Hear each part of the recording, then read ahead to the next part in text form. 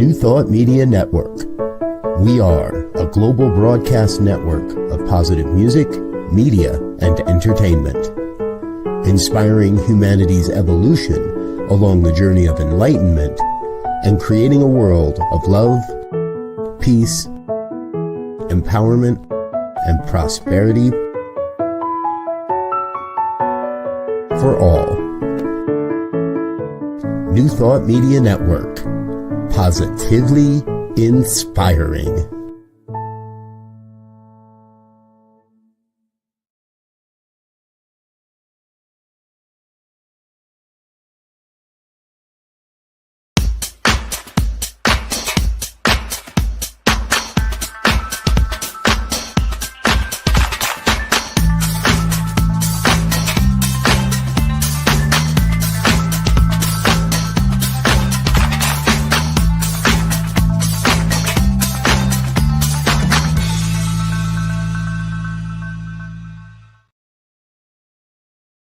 Why, hello there. It's me. Yes, me, Bonnie Gonzalez, your doula for grief.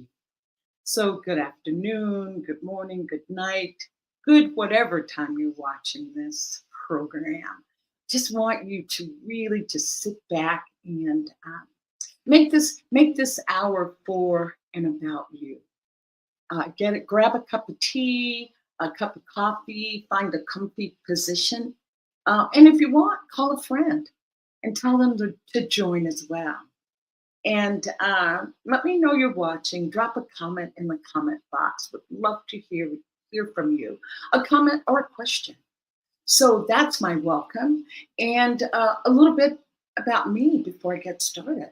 I am still Bonnie Gonzalez, and I am a grief coach. I'm a registered nurse. I'm a religious science practitioner and licensed soul collage facilitator. And most importantly, I'm a human being right here on the planet with you at these auspicious times. So again, welcome.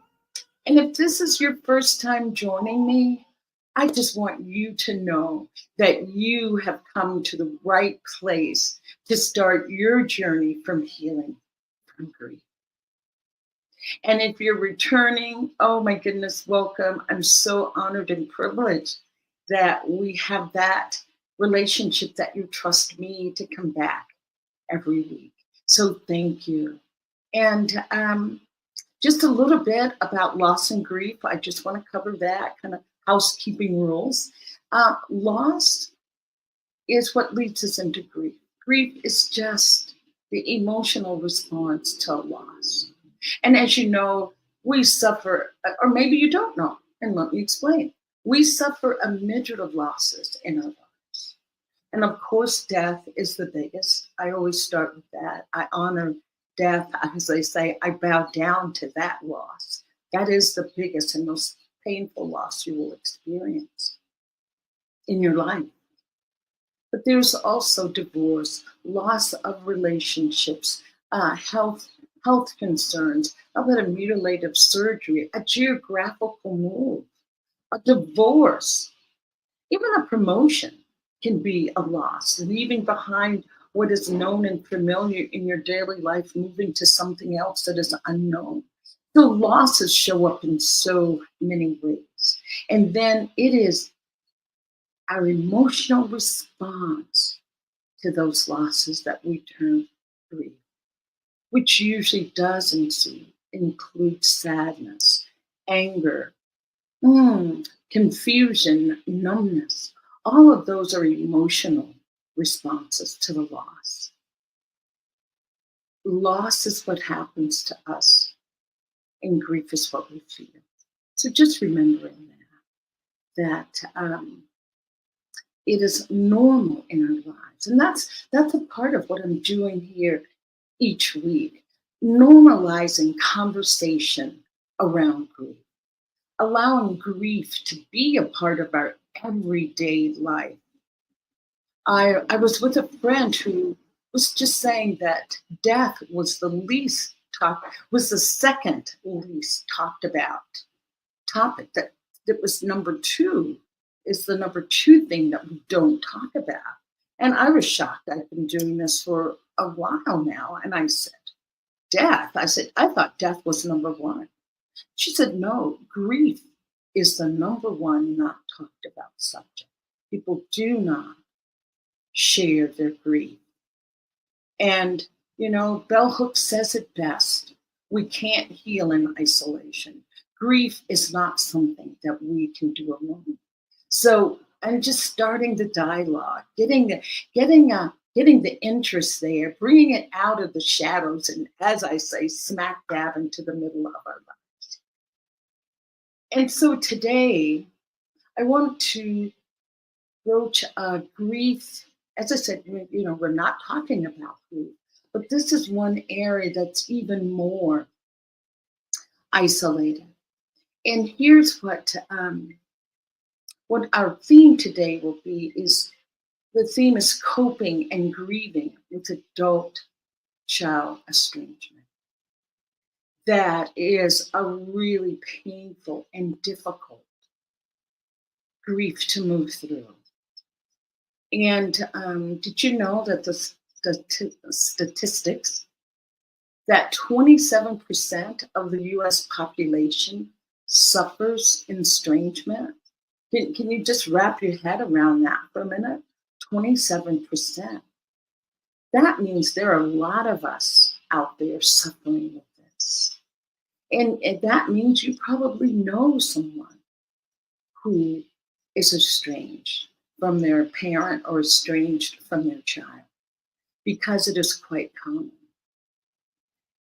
The sad part of this is that estrangement is a growing phenomenon right now, encompassing intentional separation from a parent, resulting in grief and loss. When an adult child chooses to estrange themselves from a parent, suffering and emotional turmoil can just be overwhelming. And this type of grief, this type of grieving that loss, can lead to prolonged grief. And prolonged grief was formerly known as complicated grief. And oh gosh, I don't like when the Psychology Association gives timelines for grief. But the timeline here, they quote unquote, and remember, we're all individuals, unique, and grieve in different ways and different timetables. But they feel that prolonged or complicated grief is if you are still grieving and in that deep throes of grief after 6 months, that's a prolonged or complicated grief. So knowing that and knowing that that's just an ideal or a random, let's just say it's an idea that has been put forth because people, our society, do really appreciate timelines and guidelines and those kinds of things. So that's just a guide. Don't feel that, oh, there's something wrong with you if you're still grieving after that point. So with that, I just want to say we're going to delve into this subject today, and it's quite personal for me as well as for my guests. I suffer from or suffer with estrangement from an adult child. So I'm going to move on so that we can have lots of time for this discussion. So today, my guests and I will delve into the intricacies of coping and grieving in the face of adult-child estrangement. And our goal today with this conversation is to provide some insight, some guidance, and steps to navigate this challenging journey. And my guest today is not only a guest, but just a super, super dear and personal, intimate friend. His name is Zoe DeMuro. And Zoe, since 1989, has been a part of the health and wellness community in a number of roles as a personal trainer, fitness and performance coach, wellness coach, transformational coach, and a religious science practitioner. and also a host right here on New Thought Media Network. So help me welcome Zoe DeMoro to the program. I was going to say, let's give Zoe a round of applause. I'm applauding. We're in this auditorium today and filling it with words of wisdom. So, oh my gosh, again, thank you for your yes, because I know personally how delicate and how sensitive this topic is. Mm-hmm. Yeah. So before we delve into it, Zoe, you want to tell us a little bit about what you've been doing on the planet before you appeared on your Doula for Grief? Let's see. Well, we'll start 74 years ago. No, we're not going to start 74 years ago. 4 years ago. So, as Bonnie said, I have been hosting a show on the New Thought Media Network for just about 2 years. Although I just sunsetted the show, we came to a reasonable place to end the show. So I just ended it this past week. The show is called Choice, Your Creative Superpower. And as much as I love that show, it was time for me to move on. I'm also a producer. I produce other people's shows. I'm going to give a plug, as a matter of fact, to this show. Real Talk Sisters. Oh, okay. Right? All right. Fantastic show. So I am a practitioner. My license is held here on the New Thought Media Network. And as a transformational coach and as a practitioner, my goal is to do one thing and one thing well, and that is to help people live their lives to the fullest. That's what I'm about. Beautiful, so beautiful. Thank you for that. Thank you. Living life well. So with living life well, let's move into our topic of adult child estrangement. And you want to just give us a little background on how this situation unfolded for you? Sure. I'm going to be vague about some aspects of it, simply to provide privacy. All right. Yes. For my son. He and I had a magnificent relationship when he was a baby and a young boy. But his mother and I divorced. And in that divorce, he felt betrayed, actually. It was interesting. Here's this little boy talking about that, and it really tore me up. Well, over the years, we were able to get through that. We were able to get past that. And then eventually, he came to live with me. So I was I hate this term, custodial parent. Yeah, but the full-time parent. How's that? How's that? Full-time parent. And we established a great life again. And then he went off into the Army and had a fantastic career in the Army. But the Army changed him. And over the years, since he's been out of the Army, he has his perspectives on life and mine have gotten so separate, so different, that it became extremely difficult to maintain any kind of relationship. And then it turned kind of toxic. And I just couldn't find a way in, if you will. Yes. No matter what I said, no matter what I did, just didn't seem to make a difference. And so for 2 years, I guess it was a little bit more than 2 years, we had zero contact. Yes. Right. And that's hard. Yeah, extremely hard. I just want to ask, I think you did speak to that when it initially started. You said that you couldn't find a road in. What were some of the things that you remember trying, if that helps, when you say, I couldn't find a road in? Well, it was mostly about trying to find some sort of common ground. And even though his viewpoints and mine were so extremely different, so vastly different, what we wanted underneath that were really the same things. And I think that's really a key with anyone that you have a difference with. When you look underneath it, right, odds are at the human level, we want the same things. How we approach them, how we view them, how we value them, that changes. Exactly.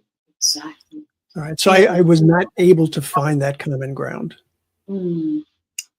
I was going to say, as I said when I was introducing, that I too share that estrangement from a daughter. And I know initially when it happened, when you talk about not being able to find a road in, my way was, oh my gosh, let me take gifts over, let me send cards, let me do everything to show you I really love you. And none of it was reciprocated. As you said, I could not find a road in. And for me, I'll use the term that it left me feeling helpless and hopeless. To be able, when I felt my loving efforts would just be just the thing that she needed. And so before I go to that part, so initially when you said you couldn't find a road in, we talked about these 5 stages of estrangement. Is there a place that you could give a name to what you felt initially? Is there a stage, if you want to say, or a word? Initially, I would say the word was emptiness. There was a huge hole in my life. Yes. That I felt physically, viscerally.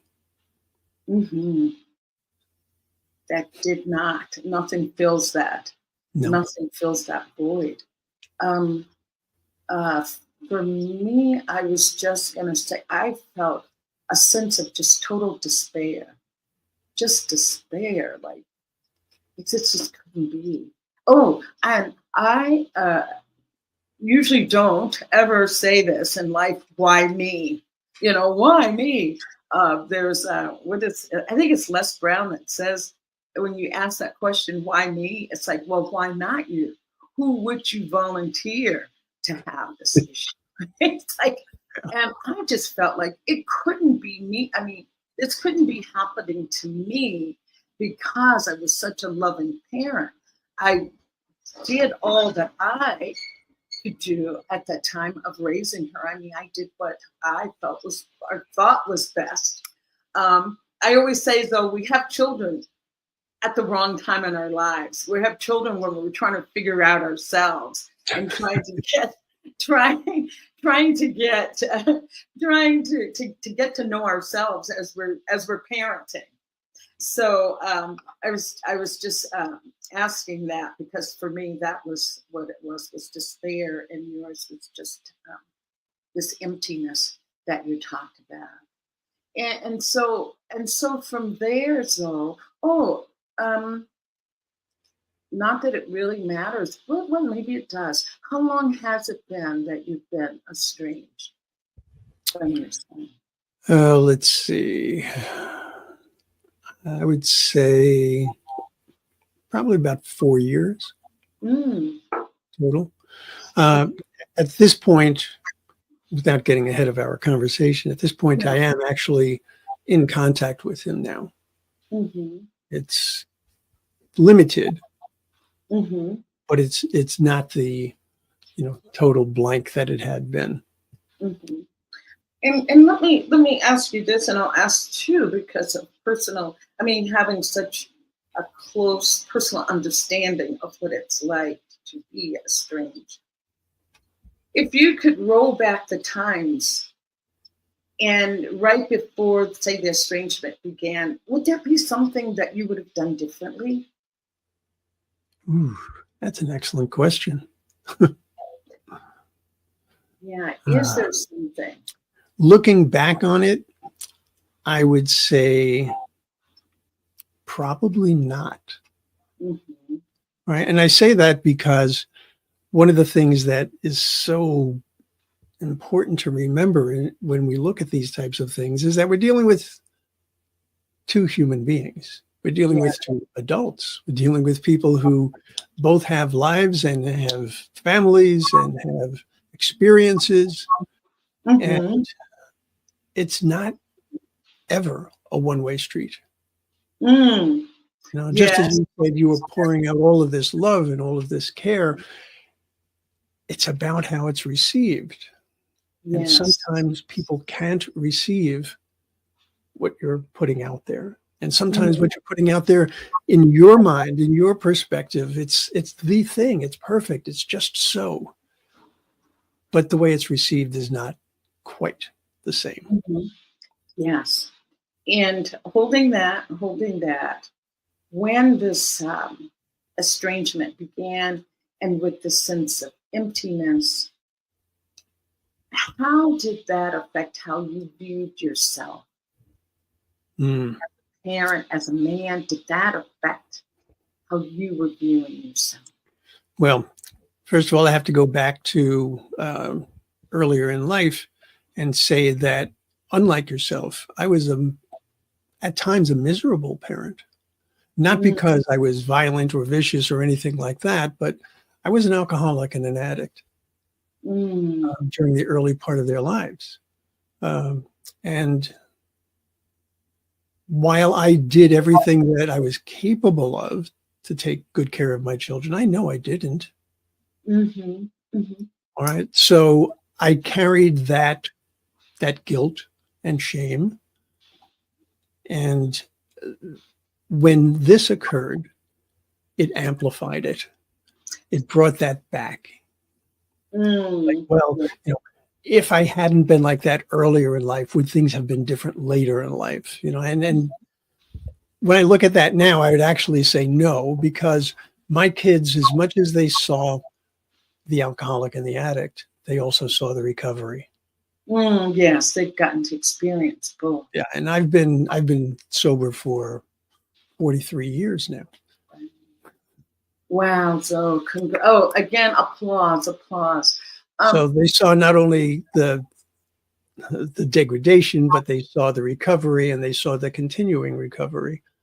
But to get back to your question, a point that I was not going to bring up, but now I'm going to bring it up because you brought it up. Okay. Okay. Yes. Oh no, go ahead if you want to finish a point, and then I will go. Yeah. So the guilt that I felt with this problem in our lives was intense, extreme, and I have a little sign up on my wall here in my office about self-compassion. Right. And it's self-compassion. Yes. Yeah. It's probably one of the few things that kept me going through all of this, because it was so depressing. And to feel that this person that is so important in my life and has been so important in my life, my entire life, literally, or virtually, to not have him in my life, it was just intense pain. And all I could think is, I have to fix this. Exactly. You're taking responsibility for everything. Another part. Oh gosh. So, and the reason I asked that question, because this is the part that is so god awful, emotionally painful, devastating, just could destroy a person's self-esteem, is this type of separation, this type of estrangement.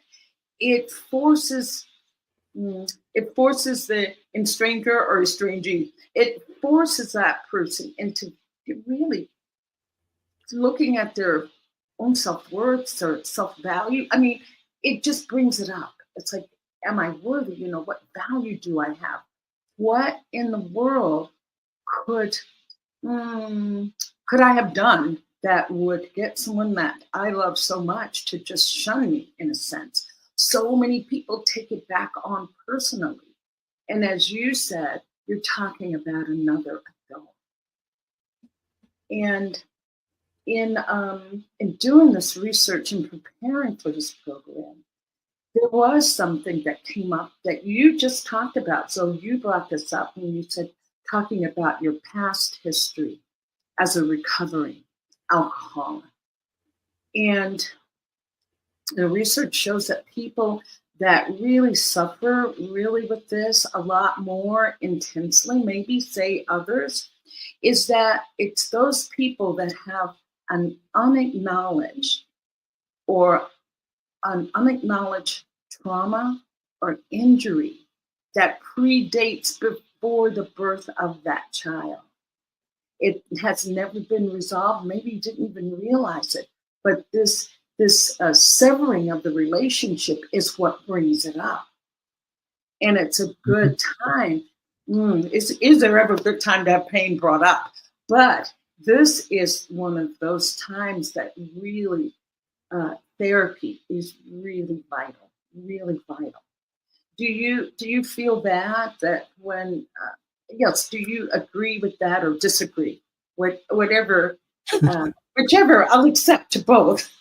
but as I said, it's an unhealed trauma or injury to the self-esteem, really, that predates this child's birth. Yep. And I agree with all of that, including the therapy part. I definitely have done therapy and continue to get counseling. Yes. And it was actually in doing that I got to understand just how deep this was within me and how it was literally affecting me every single day. Right. I totally hear that. And I also wanted to bring up that I always say don't do grief alone. I don't care what grief it is. You just can't do grief alone. But I was going to say that this is one of those griefs that is so internally personal that you really do need to seek outside help to be able to move through it and to come back to yourself, to come back to come back to yourself, to come home to yourself. I'm one of those people, I don't know if the Enneagram is something that you resonate to or feel about, but I'm a 2 on the Enneagram. And the reason I resonate to that so much is because that is the caretaker characteristic, taking care of everyone. That's how I, as a child, attachment theories, got my needs met, is by taking care of everybody else. So when my estrangement happened with my daughter, that ripped to shreds what I saw myself as a loving caregiver, somebody that takes care of everybody. And mine was like, wow, if you're such a caregiver, how can this happen? If that's true, how could this have happened? And so I'll ask you, did you feel any shame around your estrangement with your son? Tons. Plain and simple, tons. And it's interesting because I would have thought that, not that I'm the only parent that went through this, but I'm an outlier. Like, most parents are fine with their kids and their kids are fine with their parents and everything is wonderful and rosy and sweet. And I have discovered over the past several years just how many people I know who have dealt with the exact same thing. Yes. And number of people who are very well grounded in their spiritual practice and still deal with it. Right. And the reason I bring up the shame issue, because if you're shamed, you're less likely to talk about this, less likely to even seek out help. And that's why I want those that are watching to know that it is okay if you feel that shame, but don't let that stop you from getting the help that you need. I, myself personally, I don't even tell people that I'm estranged from my daughter. One time it came up in a conversation and the person said, this is what they said. They said, oh, but you look like such a nice person. It's like, oh, well, I don't know. And for some reason that just kind of, what do I want to say? Shut me down in my tracks right there. It's like, oh my gosh, then I'm again being judged. I've already judged me as being some just, I don't want to say horrible because self-deprecation is not where I'm going, but I felt less than good already. I already felt like I was somehow flawed in some sense as being a loving parent. So when that person said that, it only kind of reinforced probably what I was already feeling, that I felt somehow flawed. And so with that, I say that's more of the reason to reach out for help. Mm-hmm. And so going forward after the emptiness, what did anything replace that emptiness? And was there anything that you did that moved the needle a little bit further? Mm-hmm. Yeah, definitely. And I would say that what it really came down to was the phrase, and what is mine to do? Oh. All right. I had been through so many different changes in the relationship with my kids because of all these different circumstances over the years. And I could not accept that there was nothing that I could do. I just could not accept that. Mm-hmm. And I remember working with a counselor, and she asked me, she said, do you love your son? I said, of course I do. I love him with all my heart. There's no question. And she said, well, then there's hope. That's sweet. She said, I'm not telling you that there's hope that everything's going to be wonderful, but I'm telling you that there is hope that you can have a relationship. Mm-hmm. Great. Wow. Oh gosh, yes, there was. I love that. And what I was told, and what helped somewhat in psychotherapy, was that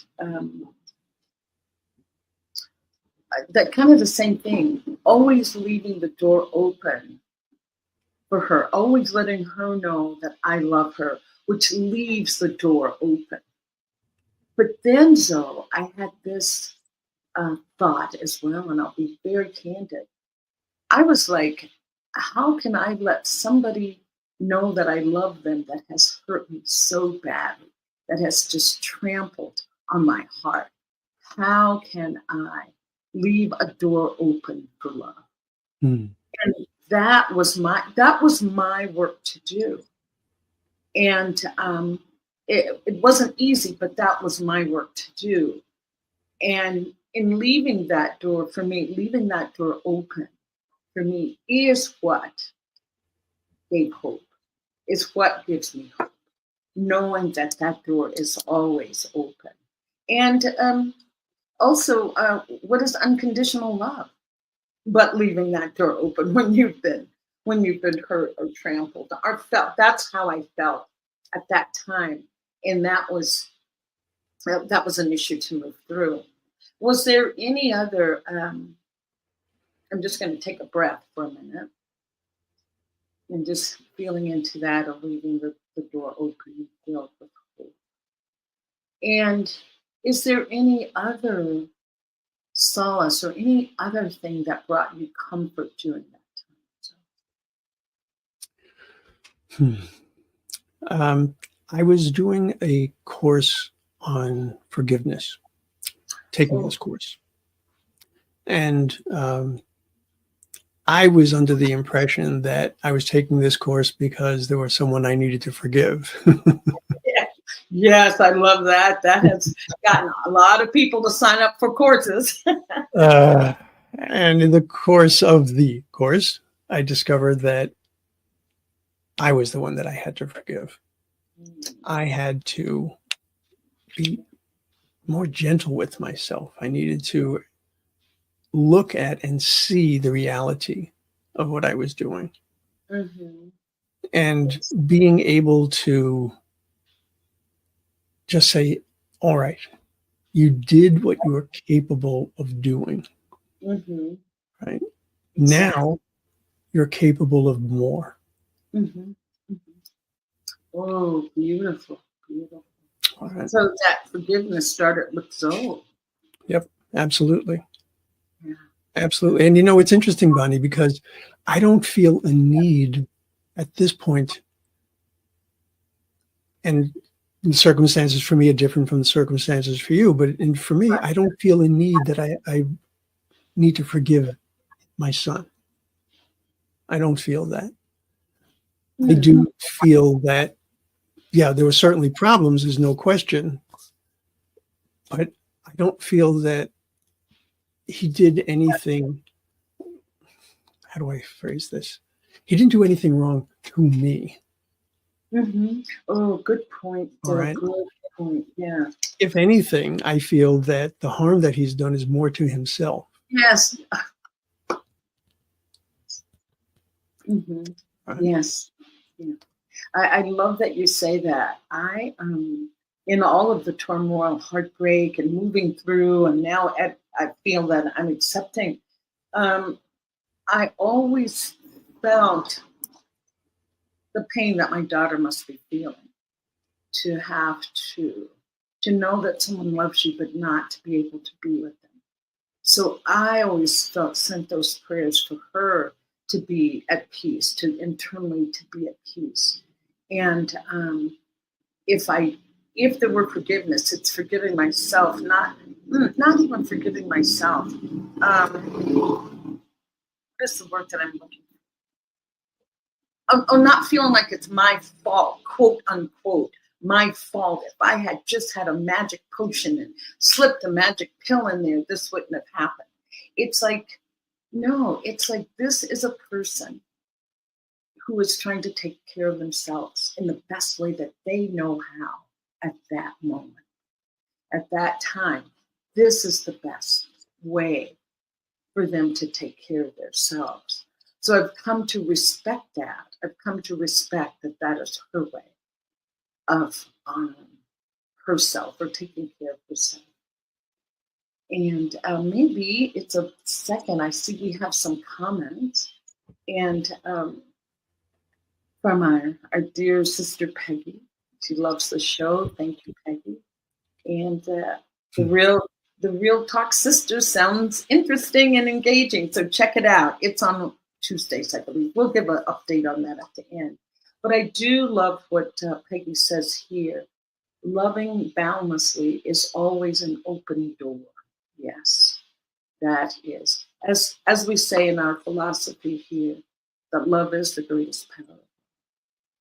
That love is the greatest power of all. So I thank Peggy for sharing that. I was just going to look because there was the other part of those 5 stages of in estrangement called transformation. I just wanted to speak to that with you. So do you feel that this estrangement, as painful as it is, oh gosh, has transformed you in a certain way?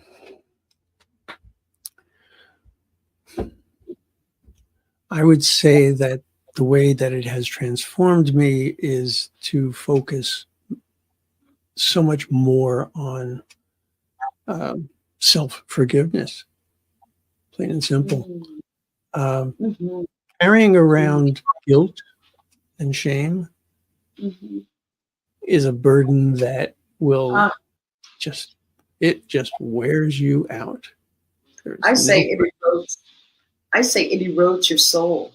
It erodes your soul. Yep. That it So, does. so that has led you to be, it sounds like a more loving and gentle and kind to Zoe. Yeah. Yeah.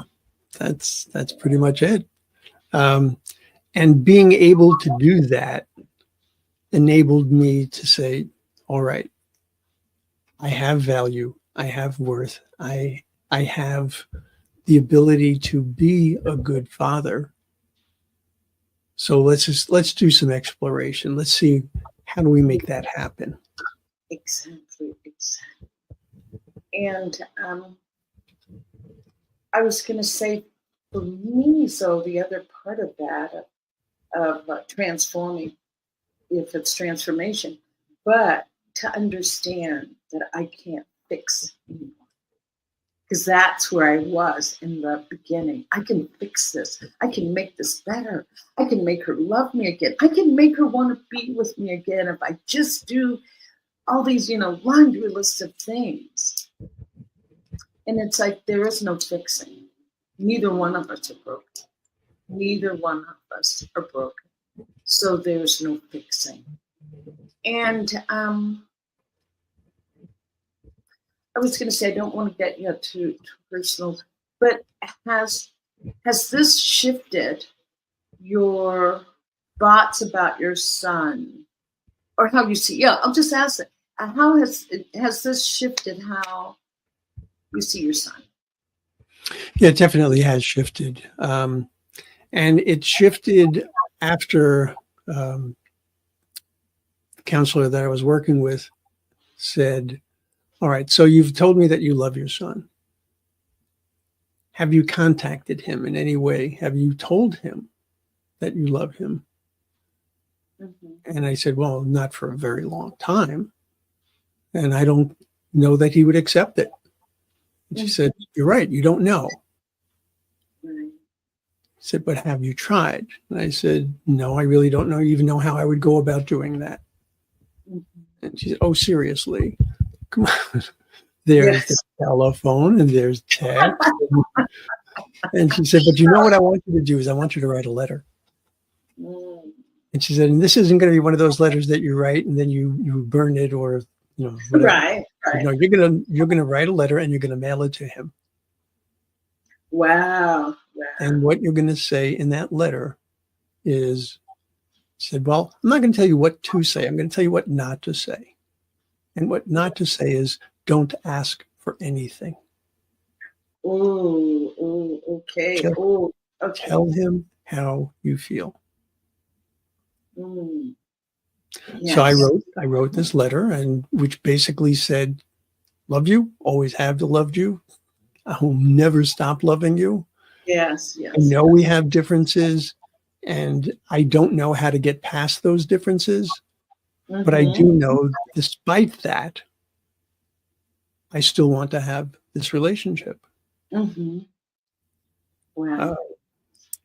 And that was really about all that went into that letter. And I sent it off, and I never expected to get a response. Mm. Wow. You have no expectation. You have no expectation. Right. And that was the other part of it. You cannot have any expectation. Exactly. Yes. I remember saying to my sister that I wanted to send a text to my daughter. And she goes, why? She's not going to return, blah, blah, blah. And it's like, yeah, I know. But then it made me stop and think, oh, wow, I really am writing it because I want a response. I really want to hear back. But I went ahead and I sent it anyway. But I released the expectation that I just wanted her to know where I was feeling it. It was feelings of love in that moment. It did not need a response. And also, I love when you said that your therapist said, don't ask for anything. Anyway, the idea is that don't ask for forgiveness in these situations. You apologize. because then again, you're asking them to put their feelings aside to make you feel better by forgiving you. And that is not effective. That's just not effective. So just remember that, offer apology, but not asking for for forgiveness, even though we think that's the way. But in these circumstances, it's a different set of circumstances right now. So because we are talking about adults, it's not like when they were 3, you said, go put your shoes on. They go, I don't want to. And it's like, why do I have to put them on? And you can say, because I told you to put them on. We're not there now. If anything, the role is reversed, that we have to sit and be with our feelings until they work through and can reach out. The ball, I was telling someone, the ball is in their court. The ball is in the adult child's court. And I'm not saying, the 3 biggest reasons for estrangement are abuse, betrayal, and poor parenting. And so sometimes those things just have to be addressed if they are part of the situation. That needs to be addressed as well. And we've got some more comments from our lovely, dear sister Peggy. The first one is, she says, oh, my child's road turns, here we go. My child's road turns corners to neighborhoods my path never took. Wow. Okay, thank you, Peggy. And she also says, repeat loving your child in every way without wanting anything back is the challenge to real trust. I so appreciate that. I so appreciate that. And the final comment is, I'm working through similarities with my mom. I didn't have children, but now I do. That is such a truth. Those tables do turn. They really, really do. And just knowing that we're holding you as you move through this, Peggy, with just the highest light. Mm-hmm. Because it is a truly, truly tumultuous and just painful situation to go through, but you can move through it. You can. And so I just wanted to bring up some ways of, I don't want to rush us along, but our time is moving. It seems like it's going faster than I anticipated. But I was going to do this alone, but maybe we can just use them both as talking points to kind of tie up our time for right now. And I really feel as though that this is a more than a 1 hour, 45-minute topic. And so I'd love to revisit it with you. Just ideas and ways of moving forward, because both Zoe and I have talked about the emotional toll that it takes on you and how it can, be turned to use against yourself and eroding your own self-esteem. But we're preventing that. We're preventing that right now. So the road with moving forward is, the first one is just processing your emotions. Give attention to your feelings. Remember to move forward, you need to move through. And so it sounds like you have definitely processed your emotions with getting help. Or also, do you have a community that supports you in any way? Or another friend who's gone through anything like this? It doesn't have to be, but sometimes those are just things that can help when you're processing your emotions. Talking to someone else who has an estranged child can be very. Yeah. Well, unfortunately, yes, I do know a number of people in the same situation. Unfortunately, yes. Each of us for very different reasons. Right. In my Buddhist practice, they would always say, whatever difficulty or challenge you're going through right now, you're going through that because one day you'll be able to support someone else who's going through that very same challenge. So I always remember that. And number 2 is to be informed. Resources, as I said, I think I said this in the beginning, that 27% of U.S. Families are estranged, have estranged family members, 27%. So the chances of you knowing someone is quite high. And I would like to offer a really great book that can be so insightful. And it's by Josh Coleman, Coleman. And he's in the Bay Area from Marin. And the title of his book is When Parents Hurt. When Parents Hurt. Because I'd like for us maybe next time, so talking about conversations when you are ready to engage with an estranged child. When they've said yes, what do you do? That can be very tricky. Mm-hmm. Yeah. Oh, and so I find this point to be very important. Being around people that love and value you. Being around people that love and value. So, there's an interesting thing that goes with that. And that is, it's very easy to get caught up in this thing where you sit down and you start talking about what's going on, and it becomes a, how do I express this? It becomes all about the problem and nothing about the solution. Yes. Right. When you were talking earlier about complicated grief, for example, around this, there's another way to look at that besides the timing factor, and that is the effect that it has on your life. If you find yourself to be so wrapped up in it that your everyday life isn't going to happen, that everything that you think about is focused on that is complicated grief. And that, I'm sorry, go ahead, Zoe. Go ahead. Right, to my way of thinking, and getting together with people who are going through something similar, if all you talk about is the problem, right? What you're feeding the universe is nothing affirmative at all. All right. Yes. But being able to speak of hope, being able to speak of possibilities, being able to speak of openness, forgiveness, right? Having all of that involved as well, that makes that connection far more valuable. And thank you for saying that. So, because when you said that, if that's all you're thinking about, this is what happens with this prolonged or complicated grief. There's rumination that's going on and on. You're ruminating on what happened, ruminating. You're yearning, because that's a big part of grief, is that yearning, that you're yearning to be with that person you want to be. And that's why you need to that's why it's so important to really break that cycle mentally. And these are some of the things to help you break that cycle. And don't isolate. That's it. Being around people that love, and you have a good time as well, because this is not, you have a whole life.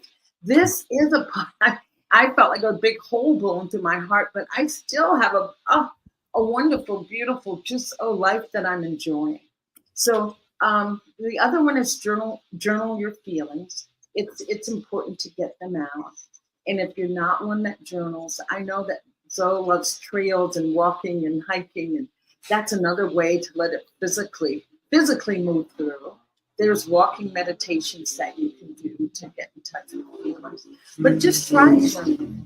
It's a noisy street. But try journaling to get those feelings out on paper. And this one is really important. It's looking forward.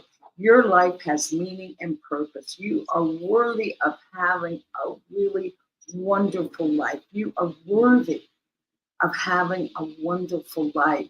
So moving into things that you enjoy doing.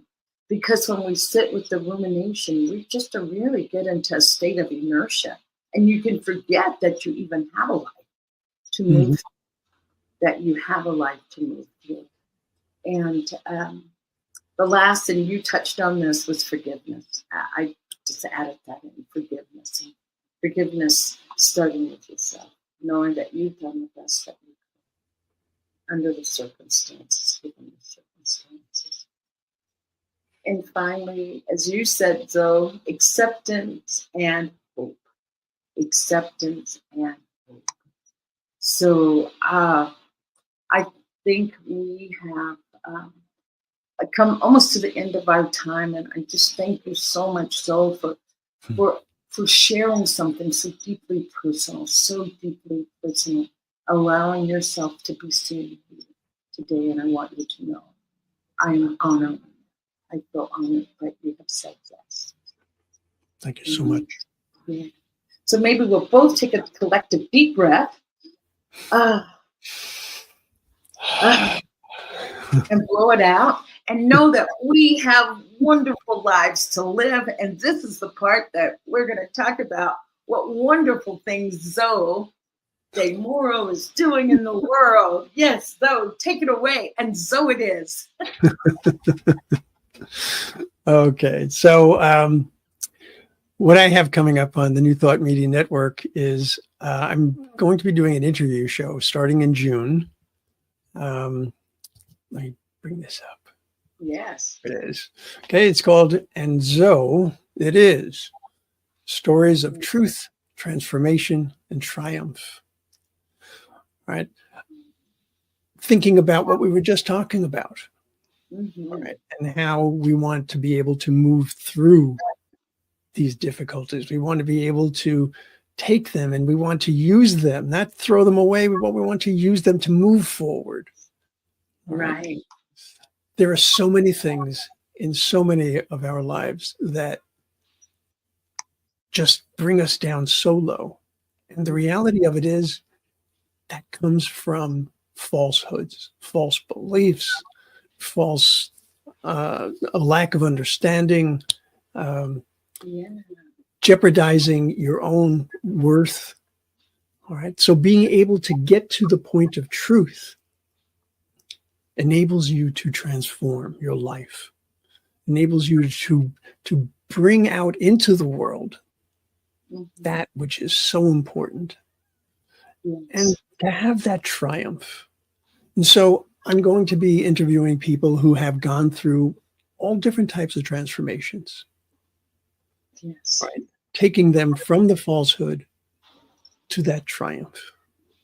All right. By way of truth and transformation.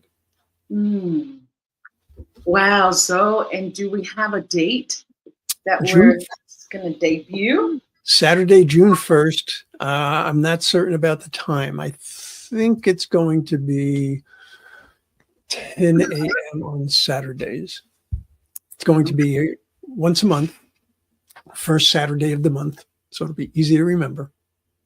First Saturday. Okay. And we will stay tuned to seeing you on June 1st. We don't know what time, but we know we will see you. Oh, and also Peggy had said she wanted to, she was interested in Real Talk Sisters. And what time is Real Talk Sisters on? Real Talk Sisters is on Tuesdays at 12 noon Pacific. That would be 1 p.m. Mountain Time.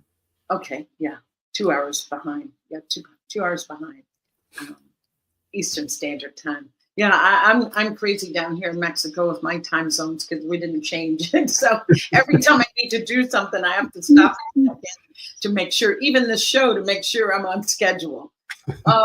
So thank you so very much. And I just know that you're doing great work in the world, and just honoring you and doing that, and knowing that I am here to support you, whatever it is that I can support you, and however I can support you. Know that I'm here for you. Likewise. Yes. And our sweet Peggy has been just really joining the conversation. So I want to send love to Peggy as well. She says, yes, thank you. Hugs to you both. So, we're sending you a big hug, Peggy.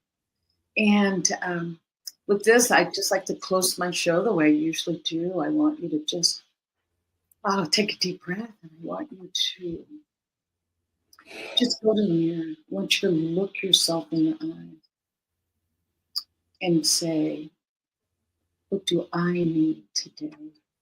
What do I need today? Whatever comes up, honor it. You are worthy. of what is being asked for. And I also like to add that you could add, what does my soul want me to know today? What does my soul want me to know today? So with that, I just say thank you and namaste. Namaste. See you next time. Thank you so. My pleasure.